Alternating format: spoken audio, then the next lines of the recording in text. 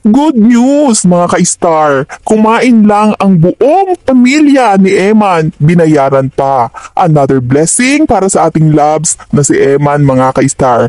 Bago tayo magsimula, huwag po kalilimutang mag-subscribe at i-click ang bell button. Hello mga ka-star! Saan mang panig ng mundo kayo naruroon ngayon? Maraming salamat po sa inyong patuloy na pagtangkilik. At patuloy po nating suportahan ang ating loves na si Eman Bacosa Pacquiao mga ka-star. At eto na nga po mga ka-star, just before umuwi si Eman at ang kanyang pamilya sa Davao, ay makailang ulit din na nag-post si Eman na kumakain sila sa isang restaurant mga ka-star. And then, mga ka-star, at ayan na nga mga ka-star, pagka-uwi sa Davao mga ka-star, biglang nanahimik ng ilang araw sa social media itong si Eman. Kaya nalungkot ang ating mga supporters nitong si Eman. At eto na nga mga ka-star, muli tayong natuwa dahil nakita natin nag-post ulit si Eman na kumakain nga sila sa isang resto. At ang pagkaka-edit ng pinost niya ngayon mga ka-star, mukhang professional na yung way ng editing, mas malinaw. At mapapansin natin, hindi lang yung pamilya, kasama yung mga staff. So with that mga ka-star, alam na natin, hindi man sabihin pero implied, alam na po natin na ang ibig sabihin nito mga ka-star ay hindi po ito ordinaryong kain lang ng pamilya. Ito po ay isang paid endorsement or paid post, paid partnership mga ka-star. Dahil nga, since si Eman po, kahit simple lang siya talaga ang kanyang personality, alam natin big time na to. Kasi nga po, alam natin anak ng isang bilyonaryong Manny Pacquiao World Champion yan. Plus, may napatunayan na din po sa boxing itong si Eman. Plus, artista na nga siya under GMA Sparkle Artists. So with that mga ka-star, ibig sabihin po nun, hindi na pwedeng mag-post si Eman basta-basta ng mga commercial or ng mga endorsement na libre. May bayad na yan. And speaking of endorsement mga ka-star, ang nakakatuwa po dito, ito pong company, resto na nagtiwala ngayon sa ating love na si Eman ay hindi po ordinaryong resto lang. Ito po ay isang big time na restaurant. Ito po ang TGI Fridays. Bakit po natin nasabi mga ka-star na ito ay isang big time?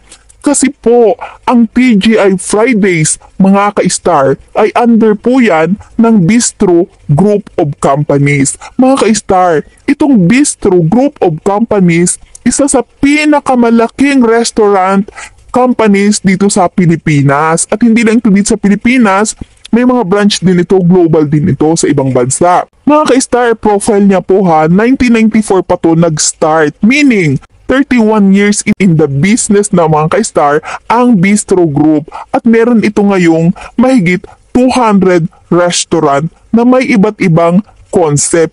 Kumbaga mga ka-star, may mga American resto, Asian, Spanish at hanggang premium dining, yung mga fine dining mga ka-star, yung mga pang social, pang mayayaman, meron sila noon, kumpleto. So, ang ilan nga mga ka-star sa companies na under nitong Bistro Group ay isa na nga dyan ang TGI Fridays na kung saan ay ipinost ni Eman na alam nating paid endorsement ito. So, another mga ka-star, itong Italianis, Denny's, Buffalo Wild Wings, Texas Roadhouse, Watami, Modern Shang, Bulgogi Brothers, Fish & Co. para sa Asian flavors. At meron din silang homegrown mga ka-star. Ito yung Crazy Garlic, Siklab at Juniper. Para sa mga high-end mga ka-star at Spanish concept katulad ng Las Flores, Rambol, Rumba at Tomatito mga ka-star. Ayan na nga mga ka-star. Kaya natin nasabi na talagang paid endorsement yun kasi nga hindi basta-basta ang pagkakagawa ng editing, halatang professionally crafted mga ka-star. At syempre, yun nga paulit-ulit, ibig sabihin, implied talaga na may collaboration and endorsement na nagaganap. At doon ako natuwa mga ka-star. Kasi isipin nyo po, si Eman, bagong-bago pa lang sa showbiz. Pero ganito na kaagad ang tiwala na ibinibigay sa kanya ng mga brand, mga ka-star, ng mga kumpanya. O again, hindi lang ito simpleng kainan ha. Ang pinag-uusapan natin mga ka-star na nagtiwala sa kanya, pinakamalaking restaurant group sa buong Pilipinas, katulad ng nasabi ko kanina mga ka-star. Well, hindi naman imposible talaga kasi magandang endorser itong si Eman kasi malakas ang hatak niya kasi yung pangalan niya nga bukod sa dikit ito kay Manny Pacquiao. Imagine, bilyonaryo ang tatay, world champion, at pangalawa mga ka-star, may napatunayan sa boxing si Eman, undefeated ito for 7 fights niya mga ka-star. And then, yun nga, showbiz na rin siya ngayon. Kaya talaga marami nagtitiwala. At syempre, yung hatak niya sa social media, dahil mabait nga at gwapo, talaga namang mapapansin yung mga ka-star sa social media, yung pagtanggap ng mga netizens sa kanya, yung mga comment.